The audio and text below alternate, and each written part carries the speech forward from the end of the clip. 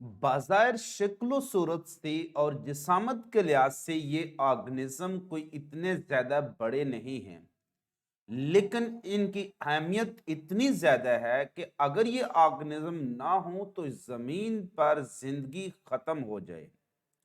My name is Imran Khan और इस video lecture में मैं आज आपके साथ शेयर करूंगा इम्पोर्टेंस ऑफ फंजाई कि फंजाई जो हैं वो हमारे लिए कितनी अहम है और हम इनको क्यों इतना ज़्यादा स्टडी करते हैं।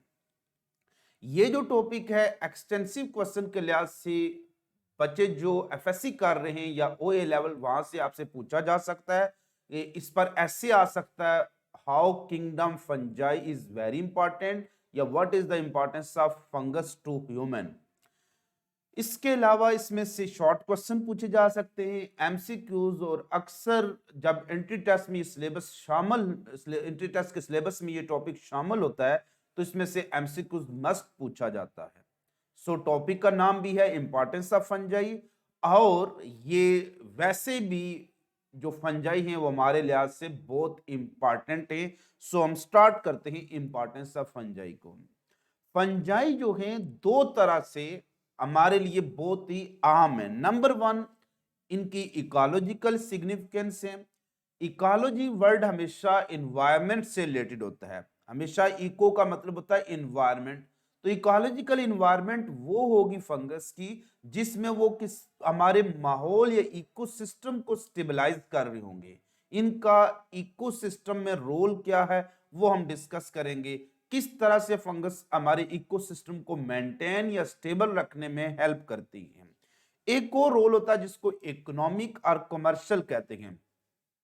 इकोनॉमिक और कमर्शियल रोल ये होता है कि फंगस की वजह से हम कितनी दौलत कमा सकते हैं, कितना ज़र मुबादला कमा सकते हैं, जो हमारे इससे रिजर्व पर क्या इफेक्ट पड़ सकता है, हमारी इकोनॉमी पर क्या इफेक्ट पड़ सकता है, आप फंगस को ग्रो करके कितना पैसा कमा सकते हैं या फंगस की वजह से आपको कितना नुकसान हो सकता है पैसों का। सबसे पहले हम देखते हैं इसकी इकोलॉजिकल सिग्निफिकेंस। तो जो फंजाई हैं माहौल में, माहौल के तीन बड़े कंपोनेंट हैं। You know that ecosystem consist of three important component, जो कि लिविंग कंपोनेंट है। इसके वो तीन बड़े कंपोनेंट हैं। एक को हम कहते हैं प्रोड्यूसर, जिनमें शामिल होते हैं तमाम फोटोसिंथेटिक ऑर्गेनिज्म जो अपनी खुराक खुद बनाते हैं। दूसरे होते हैं कंज्यूमर, जिनका काम ही है कि खुराक खाना, कंज्यूम करना, प्रोड्यूसर को खाना। और तीसरे होते हैं डीकंपोजर, जो हमेशा पहले दो कंपोनेंट की डेथ पर इनको तहलील करके न्यूट्रिएंट को वापस कहां भेजते हैं, जमीन में भेजते हैं। So fungus are one of the important component of an ecosystem. They as a decomposer, they are important recycler. ये recycler हैं और जो कि हेल्प करेंगे इकोसिस्टम को स्टेबल रखने में। इनको हम आगे डिटेल में भी डिस्कस करेंगे वन बाय वन हर एक पॉइंट को। एज सिम्बायोट, सिम्बायोट का मतलब है दोस्ताना तल्लक बनाकर ये हमारे माहौल पर क्या असर छोड़ रहे हैं। जैसे एक सिम्बायोटिक रिलेशनशिप है माइकोराइजी और दूसरा सिम्बायोटिक रिलेशनशिप है इनका लाइकन। और एज ए बायो रेमिडिएटर, यानी कोई लिविंग ऑर्गेनिज्म जब इन्वायरमेंटल पोल्यूटेंट को कहीं डिग्रेड कर रहा हो, खत्म कर रहा हो, तो उसको हम कहते हैं बायो रेमिडिएटर और इस प्रोसेस को कहते हैं बायो रेमिडिएशन। रेमिडिएशन मीन किसी चीज की गलती को सही करना, यानी कि हमारे से गलती हुई है कि हमने इन्वायरमेंटल पोल्यूटेंट जो थे वो एनवायरनमेंट में बहुत ज्यादा फेंक दिए। अब इनको हम डिग्रेड करेंगे, रिमूव करेंगे बाय यूजिंग लिविंग ऑर्गेनिज्म, तो this is called bio remediation. और ये काम करने वाले को क्या कहेंगे, बायो रेमिडिएटर। कमर्शियल इंपॉर्टेंस में फंगस की वजह से फायदे भी हो सकते हैं, इकोनॉमिक जिनको गेन्स कहेंगे, और इसकी वजह से इकोनॉमिक लॉसेस भी हो सकते हैं। जो इकोनॉमिक गेन्स हैं वो कौन कौन से हैं। नंबर वन, फंगस बजाते खुद सोर्स ऑफ फूड है, जिसमें से एडेबल फंगस है। इस टॉपिक को हम आगे डिटेल में डिस्कस करेंगे। Used in food industry, fungus को हम फूड इंडस्ट्री में यूज करके डिफरेंट प्रोडक्ट बना सकते हैं। तो जब fungus as a source of food use होगी तो हम फंगस को बजाते खुद कंज्यूम करेंगे, लेकिन जब फूड यूज होंगी फूड इंडस्ट्री में तो फंगस से प्रोडक्ट बनाए जाएंगे। यूज इन मेडिकल इंडस्ट्री, हम बहुत से मेडिकल प्रोडक्ट, एंटीबायोटिक्स, ड्रग भी फंगस से हासिल करेंगे, वो इस पॉइंट में डिस्कस होंगे। टेक्सटाइल इंडस्ट्री, कपड़ा बनाने वाली सनत में भी हम फंगस से कुछ डाइज हासिल करेंगे जो कि कपड़ों में इस्तेमाल हो रही होती हैं। रिसर्च इंडस्ट्री में दो बड़ी जो फंगस यूज होती हैं उनको हम डिस्कस करेंगे। इकोनॉमिक लॉसेस से हमें नुकसान होगा, इकोनॉमिकली कमर्शियल तिजारती लिहाज से नुकसान होगा, क्योंकि ये डिजीज इन प्लांट्स काज करते हैं जिससे क्रॉप्स फ्रूट्स तबाह होते हैं। डिजीज इन एनिमल बिल्कुल ह्यूमन में डिजीज कॉज करते हैं और स्पॉइलेज का काम कर देते हैं। इसलिए अगर आपसे क्वेश्चन आ जाए what is the medical importance of fungus, तो उसमें आपने दो चीजें डिस्कस करनी है मेडिकल इंपॉर्टेंस में। एक, दे आर यूज्ड, इनके मेडिकल गेन्स हैं, यानी हम मेडिकल इंडस्ट्री में इससे कौन कौन से प्रोडक्ट बना सकते हैं, और दूसरा इसकी वजह से जो ह्यूमन डिजीजेज होती हैं वो आपने डिस्कस करनी है। तो मेडिकल इंपॉर्टेंस में भी इनके गेन्स भी हैं और लॉसेस भी हैं। वो एक्चुअली इकोनॉमिक गेन्स और इकोनॉमिक लॉसेस में इन जनरल आ जाते हैं, लेकिन जब हम स्पेसिफिकली मेडिकल की बात करेंगे तो मेडिकल गेन्स में इनसे वो प्रोडक्ट जो हम एंटीबायोटिक्स और ड्रग की सूरत में हासिल करते हैं वो आपने लिस्ट करने, और मेडिकल लॉसेस में जो ह्यूमन में डिजीज काज कर रहे हैं वो हम डिस्कस करेंगे। अब सबसे पहले हम डिस्कस करेंगे फंगस का जो इकोलॉजिकल रोल है। ये जो आपके सामने देखेंगे एक ट्री का ट्रंक पड़ा हुआ है, बहुत ज्यादा ब्लैक हालत में पड़ा, इसकी ये जो ऊपर व्हाइट व्हाइट चीजें ग्रो कर रही हैं ये एक्चुअली हैं फंगस, सेप्रोट्रॉफिक फंगस होती हैं। So as a decomposer, fungus कौन सी फंगस? Saprotrophic fungus. क्योंकि सेप्रोट्रॉफिक फंगस क्या करती हैं, वो इन डेड बॉडीज ऑफ जो ऑर्गेनिज्म हैं इनको वो डिकम्पोज करती हैं। डिकम्पोजिशन का मतलब होता है क्योंकि बेसिक एलिमेंट जिनसे कोई भी लिविंग ऑर्गेनिज्म मिलकर बना हुआ है वो कौन से 16 बायो एलिमेंट्स हैं। तो डिकम्पोजिशन का मतलब यही होता है कि लिविंग ऑर्गेनिज्म को वापस उन 16 बायो एलिमेंट्स में कन्वर्ट कर देना। तो ये जो 16 बायो एलिमेंट्स हैं इन बायो एलिमेंट्स को लिविंग ऑर्गेनिज्म से निकालकर वापस किस में भेज दिया जाता है? अर्थ के अंदर किस में मौजूद है? सॉइल बन जाता है। सॉइल की फर्टिलिटी में इजाफा होता है, इसलिए जब सॉइल फर्टाइल होगा तो इसमें इकोसिस्टम का दूसरा component that are called producer वो ग्रो कर पाएंगे। अब अगर हम 2 मिनट के लिए अज्यूम कर लेते हैं कि सारे जो ऑर्गेनिज्म जिनकी डेथ हो रही है वो डिकम्पोज नहीं हो रहे, उनसे न्यूट्रिएंट सॉइल में नहीं जा रहे, तो जो नए प्लांट ग्रो करेंगे उनको न्यूट्रिएंट चाहिए, वो कहां से लेंगे? सॉइल से ही। अब सॉइल से हर बार न्यूट्रिएंट निकाल कर हम किस में जमा कर रहे हैं? प्लांट से, और प्लांट को एनिमल खाएंगे तो ये सारे न्यूट्रिएंट्स लिविंग ऑर्गेनिज्म की बॉडी में जमा हो जाएंगे। और अगर डेथ के बाद इनकी डिकम्पोजिशन ना हो तो sooner or later this soil become deficient of mineral elements और this mineral element result in the loss of fertility of soil। इसकी वजह से प्रोड्यूसर ग्रो नहीं करेंगे, तो जमीन पर जब प्रोड्यूसर ग्रो नहीं करेंगे तो जिंदगी पूरी सीज हो जाएगी।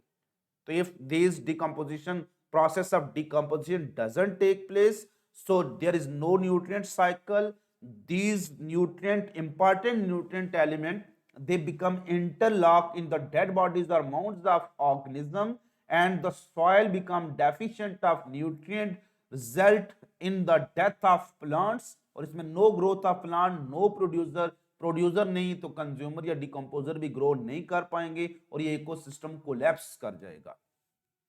सो एज ए डिकम्पोजर इनका पहला इंपॉर्टेंट रोल क्या है कि ये न्यूट्रिएंट साइक्लिंग में हेल्प करती हैं। Carbon cycle, sulphur cycle, nitrogen cycle, ये डिफरेंट न्यूट्रिएंट साइकिल में हेल्प कर रही होती हैं। नेक्स्ट है माइकोराइजी। आप देख सकते हैं एक बहुत बड़ा ये ट्री है, ये ट्री प्रोबेबली किसी वैस्कुलर प्लांट का होगा। तो जो वैस्कुलर प्लांट्स होते हैं इनको कहते हैं हायर प्लांट्स। इनको क्या कहते हैं? हायर प्लांट्स कहते हैं। ये जो वैस्कुलर प्लांट्स हैं इनकी रूट्स, ये आप देख सकते हैं ये सारी क्या है? रूट्स हैं। इन रूट के साथ ये फंगस की हाइफी आपस में कोई एसोसिएशन, दोस्ताना तल्लक बना लेती हैं, इसको हम कहते हैं माइकोराइजी। माइको का मतलब होता है फंगस, राइजी मीन रूट्स। तो ये रूट्स ऑफ वैस्कुलर प्लांट ये, और जो माइकोराइजल एसोसिएशन है तकरीबन 95% वैस्कुलर प्लांट जो ओवरऑल 95% और 90 to 95% प्लांट जो होते हैं वैस्कुलर प्लांट ये एसोसिएशन शो कर रहे होते हैं। इसका फायदा क्या होता है? एक्चुअली माइकोराइजल एसोसिएशन की वजह से प्लांट की ग्रोथ क्या हो जाती है, वो इनहांस हो जाती है। ये बनता ही एसिडिक सॉइल में जो ऑयली फर्टाइल होता है, तो प्लांट को ज्यादा से ज्यादा न्यूट्रिएंट एब्जॉर्ब करने में हेल्प करता है और इसकी वजह से प्रोड्यूसर जो होते हैं वो इनहांस होंगे। तो जितने इन्वायरमेंट में प्रोड्यूसर यानी प्लांट की ग्रोथ ज्यादा होगी, आपका इकोलॉजिकल इंपैक्ट क्या होगा, बेटर होता जाएगा। नेक्स्ट, एज इज सिम्बियोट्स, इनका दूसरा बड़ा रिलेशनशिप है लाइकन। लाइकन जो हमेशा रिलेशनशिप होता है किसी फंगस का फोटोसिंथेटिक पार्टनर यानी एल्गी या सियानोबैक्टीरिया के साथ। जैसे आप इस ट्री के ऊपर ये लाइकन देख सकते हैं। तो लाइकन क्या करते हैं, माहौल के लिहाज से इनका क्या फायदा है? बहुत से इनके फायदे हैं, जिनमें से एक फायदा यह है इकोलॉजिकल सक्सेशन। सक्सेशन कहते हैं न्यू इकोसिस्टम के बनने को। एक overall sequence of development of community structure होता है, यानी पूरा ये जो इकोसिस्टम बनता है ना किसी भी बेयर एरिया से। एज्यूम कर ले एक ऐसी जगह है जैसे वो रॉक्स ही रॉक्स हैं, चट्टाने हैं, जहां पर जिंदगी के आसार ही नहीं है। अगर वहां पर एक नया इकोसिस्टम पूरी कम्युनिटी बननी है, जंगल बनना है, तो इस प्रोसेस को क्या कहते हैं, इकोलॉजिकल सक्सेशन। इस रॉक्स के ऊपर सक्सेशन को स्टार्ट करवाने में इंपॉर्टेंट रोल प्ले करते हैं लाइकन, और जो पहले इंपॉर्टेंट लाइकन होते हैं वो क्रस्टोज लाइकन होते हैं, क्रस्ट के ऊपर ग्रो करने वाला लाइकन। दूसरा इनका एज ए सिम्बायोट इंपॉर्टेंट जो इसकी इंपॉर्टेंस है वो है they are the bio indicator of air pollution. Indicator का मतलब होता है इशारा करने वाला, और बायो का मतलब living organism. Something that indicate us about any danger is called indicator। हमें किसी चीज के बारे में इंडिकेट इशारा कर रही है, जैसे आप रोड पर सिग्नल देखते हैं वो भी इंडिकेटर कहलाते हैं। अब ये जो आपको यहां पर नजर आ रही है डिफरेंट लाइकन नजर आ रहे हैं, इन लाइकन का कोई स्पेसिफिक कलर होता है। ये लाइकन वेरी सेंसिटिव होते हैं toward the air quality, sensitive to air quality. अब जैसे ही एयर क्वालिटी चेंज होगी तो ये लाइकन अपना कलर चेंज कर लेते हैं।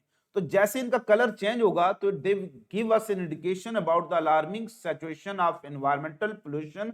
सो when living organism used as the indicator of air pollution, these are called bio indicator. So lichen act as bio indicator.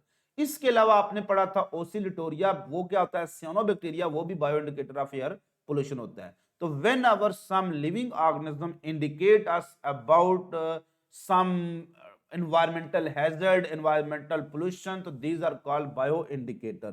जैसे लाइकन भी as a bio indicator use होते हैं। बायो रेमिडिएशन हम पहले discuss कर चुके हैं, जो पंजाब टेक्स्ट बुक बोर्ड में चैप्टर नंबर 1 में ये डिस्कस किया हुआ है। रेमिडी का मतलब होता है किसी गलती का इजाला करना, और bio mean by use of living organism. गलती क्या हुई, हमने सॉइल को कंटामिनेट कर दिया डिफरेंट केमिकल के साथ। हमने बहुत से केमिकल सॉइल में फेंक दिए। सारे केमिकल जब हमने सॉइल में फेंक दिए तो सॉइल के अंदर लैंड पोल्यूशन हो गई। हम इस पोल्यूशन को खत्म करना चाहते हैं, यानी अपनी गलती का इजाला करना चाहते हैं, इसको कहेंगे रेमिडिएशन। गलती का इजाला क्या है कि हम उन्हीं केमिकल जो एफ्लुएंट्स हैं, वो पोल्यूटेंट जो भी हैं, हार्मफुल पोल्यूटेंट हैं, उनको क्या करेंगे, ब्रेक डाउन करेंगे, डिग्रेड कर देंगे। उन पोल्यूटेंट को अगर हम डिग्रेड या ब्रेक डाउन कर दें तो उसको हम कहेंगे रेमिडिएशन। और अगर ये break down by use of living organism कर रहे हैं, this is called bioremediation. So fungus are also used in as bio remediator agents. तो fungus use for bioremediation of oil contaminated soil. क्योंकि ये oil को consume कर देंगी तो सॉइल को में से ये पोल्यूटेंट को निकाल देंगी। सो फंगस एक्ट एज बायो रेमिडिएटर। तो जब हम फंगस को यूज करेंगे फॉर रेमिडिएशन तो इसको माइको रेमिडिएशन भी कहते हैं। इसके अलावा हम एल्गी को भी यूज कर सकते हैं for the purpose of this phyco remediation के तौर पर। सो बायो रेमिडिएशन का मतलब था रिमूवल और degradation of environmental pollutant by use of living organism. तो remediation mean break down of environmental pollutant by use of living organism in bioremediation. इसमें अगर हम लिविंग ऑर्गेनिज्म के बजाय फंगस यूज कर लें तो माइको रेमिडिएशन, और अगर हम एल्गी यूज करें तो फाइको रेमिडिएशन। सो यहां तक टॉपिक हमने अभी फंगस का सिर्फ एक डिस्कस किया डिटेल में कि what is the ecological importance of fungus.